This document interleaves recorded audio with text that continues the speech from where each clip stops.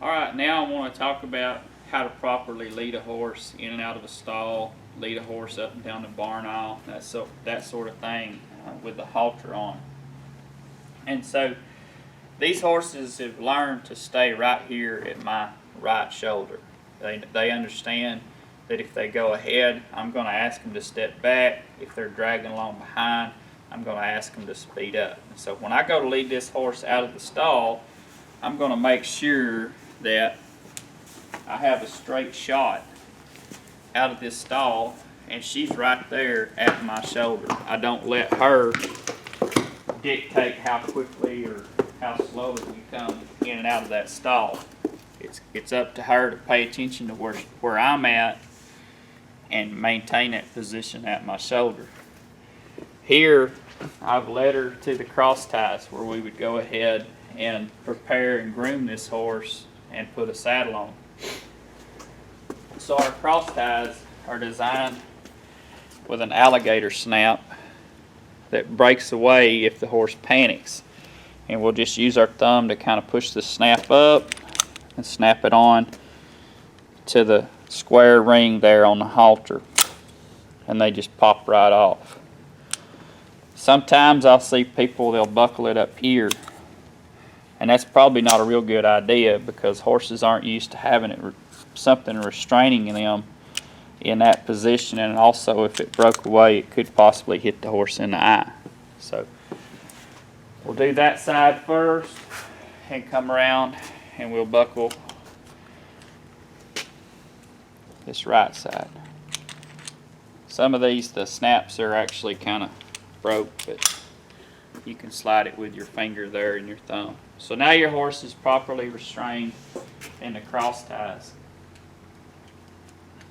And at this point, you could either take the lead rope off and leave the horse in the cross ties with just the halter on, or you could take the lead rope and leave it attached and then just flip the tail of the lead rope over the horse's neck so that it's out of the horse's way and the horse doesn't step on it. When we go ahead to take our horse out of the cross ties, we'll just kind of pull on the black sleeve on each side and it'll break away and come off. I'm going to ask this horse to back up a little bit in the cross ties or in the cross tie area, and I'm just gently putting a little pressure on the lead rope, and every time she takes a step back, I release that pressure. Now I'm going to turn and ask this horse to follow me as I walk down the barn aisle. You'll notice that she stays pretty much right there at my shoulder. She's not lagging behind, nor is she trying to rush ahead of me. We're going to walk out here towards the arena and talk about how we would tie our horse up to a fence. She's kind of lagging behind, so I'm just going to gently encourage her to get back up there where I can see her out of the corner of my eye. Go right to that fence right there.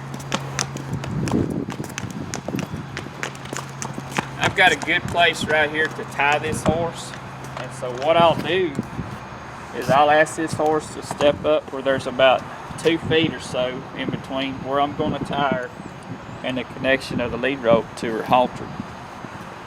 I'll wrap the lead rope over the top rail of the fence on one side of a vertical post, and then I'll go on the other side and make a loop.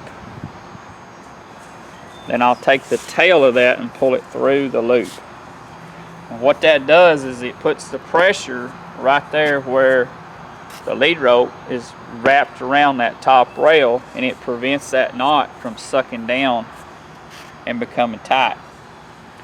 Then I can take the tail of my lead rope and just daisy chain it down like that. Now this is a slip knot, so that if the horse does get in a mess, all I've got to do is just pull straight down and that knot will come out.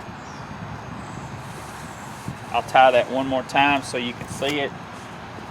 I'll go over the top rail of the fence on one side of the vertical post. I'll go over the other side of the vertical post I'll make a loop in my rope. I'll pull the tail of the lead rope through that loop and tighten it down.